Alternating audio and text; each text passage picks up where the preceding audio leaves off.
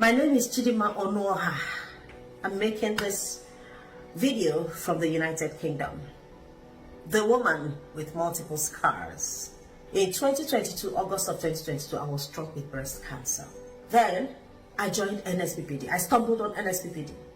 It was on Facebook, and I stumbled, and I got glued, and I started to join prayer. Now I got here August of 2022. Treatment started 4th of October of 2022. I received 32 rounds of chemotherapy on this body. I received 15 rounds of radiotherapy on this body. Now the devil struck again. In October of last year, I took ill. I was having this excruciating pain. It was unbearable. I was stooling, vomiting, and everything. So I got ambulance picked me up, and they started to investigate. So I was in the hospital for 5 days. So they were investigating, trying to say there was an inflammation in the bowel, and blah blah blah blah blah blah blah blah blah. So they were suspecting bowel cancer.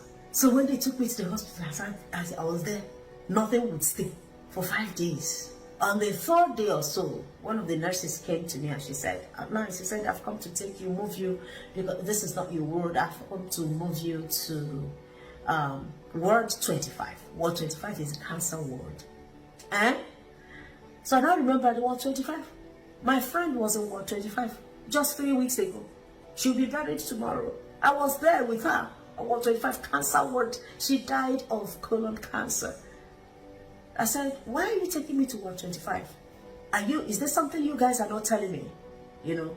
She said, no, I'm sorry. But what was your history? You know, your past history. I said, are you working with my past history or working with my now history, nurse? She said, yeah, because of where you're coming from. I said, don't look at where I'm coming from. Now I don't have cancer, and I am not going to that cancer ward. I had already packed my things because they had given me a prior, info. So I was ready to follow the nurse. But when she mentioned that word, I said to her, I am not going there. So as I was talking to her, I was moving my thing back into the wardrobe. I said, tell the doctor, whoever that told you, that I am not going to that cancer ward because I do not have it. So Sunday came, and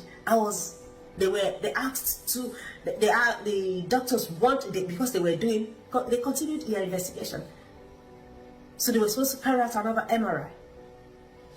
So they took me there, and I got there. It was on a Sunday. So I joined service, 1st to 4th service. So it was during the 4th service that they came to pick me. So they took me there. So when it was my turn,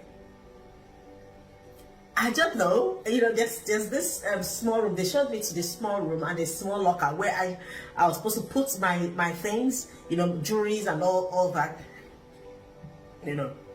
So I opened the small locker.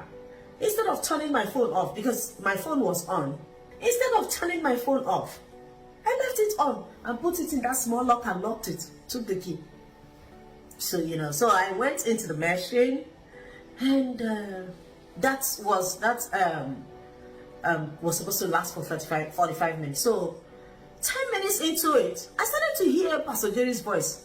Chineke me, in my ears. I was on the machine, the MRI, that big machine. No, I said, I'm not dreaming. At first I thought I'm not dreaming.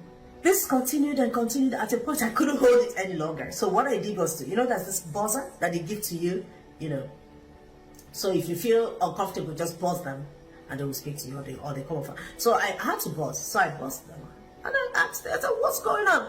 I said, something is playing in my ear. Where is it coming from? And I heard a voice. A lady said, I'm the one playing it, and I am playing it from our computer. In the United Kingdom, you're playing? I said, she said, I walked into that small room, and I could hear something. Something was talking in one of the lockers. I kind of felt it was yours or something. So I wanted to boost your faith. I said, something that is against your ethics. What if they catch you? I said, God bless you. So I continued.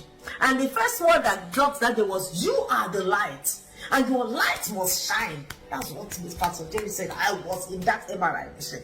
Ha! And I shouted, amen, amen. So when they finally finished and they pulled and I came out, I felt her hand. She tapped me and then she said, what God cannot do. I said, God does not exist. She said, sister, get up, let me help you up. She helped me up. And she wheeled me into my room. She wasn't supposed to do that. She said, I just want to wheel you. I want to talk to you. I want to know who you are. So she got to my room and I told her briefly who I was. And she was crying. She held my hands and we prayed. We prayed. We exchanged numbers. And this happened in the hospital. So the results, because they were checking for bowel cancer, colon cancer. So I waited until December. That was when I got the result. All clear. No cancer, no trace of cancer, and no trace, nothing. Pastor Jim, and thank you for answering this prayer. Thank you for answering this call. If not for this prayer platform, depression would have killed me with what I have been through. What God cannot do does not exist.